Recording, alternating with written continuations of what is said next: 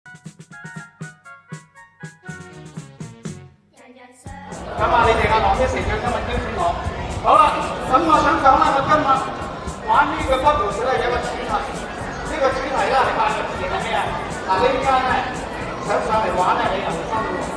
就係叫做熱愛生命，擁抱家人。咁咧，我哋咧呢個主題咧，我哋其實有一個叫做信念，我哋咧要自我肯定，我哋自己係擁有一個好強力、充滿鬥志而堅毅嘅肥皂泡。而呢個肥皂泡咧，就代表咗聖誕好多大大小小唔同嘅不同，佢哋咧係包括咗我哋嘅希望、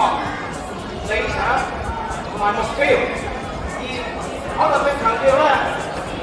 佢有一個執行方法，就需要我哋由今日開始培養出一個叫做正向思維，英文咧叫做 positive thinking。咁咧，而肥皂泡除咗正話代表理想、盼望同埋目標之外咧，其實正向嘅肥皂泡咧，亦都代表咗我哋有堅毅同埋積極嘅心態，亦都好似咧能夠面對到每一日每一個新環境嘅挫折、逆境同埋壓力。好啦，最後一樣嘢，肥皂泡總有爆破嘅時候。當爆破嘅時候咧，就係我哋嘅威嚴開始，因為我哋自身嗰陣時開始有一個正向思維嘅話，你就會自自然然透過你自己嘅意志鬥爭產生咗好多唔同嘅新嘅肥皂泡啊！咁好啦，喺我頭先玩表演嘅時候咧，其實咧就好多唔同嘅工具，呢啲工具咧就係生產肥皂泡，正好等於我哋咧喺人生唔同階段裏面咧，我哋當遇到困難、逆境困難嘅時候咧，我哋自身就可以生產一種無盡嘅正能量嘅肥皂泡。咁啊，呢啲咧都係可以幫助到我哋點樣面對。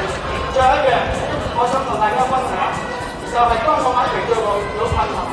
諗咗都諗唔掂點可以改善嘅時候咧，就要揾師傅揾橋，即等於我哋當青少年成長嘅時候，你遇到困難、遇到問題，唔知點樣去解決，冇自己一個人，你要嘗試揾一啲你生活裏邊一啲重要嘅人物，一啲嘅 key person 或者一啲叫做英文叫做 significant others， 揾到佢哋咧，去同佢哋分享，尋求一個解決嘅辦法。呢啲嘅例子啦，例如我正話我今日嘅主題係咩？熱愛生命，擁抱家人，就係我哋嘅爸爸媽媽，又或者我哋成長中我哋一啲哥哥姐姐，你同佢細心分享你嘅困難，唔好收埋自己。另外，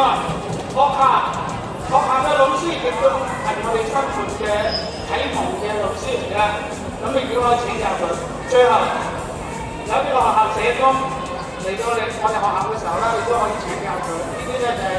就係NGO 嘅社工啦、導師。好啦，咁啊講得晒啦。咁啊今日咧就係我哋主題熱愛生命，擁抱家人。好啦，最後咧我想問下，知道有冇人想出嚟玩呢啲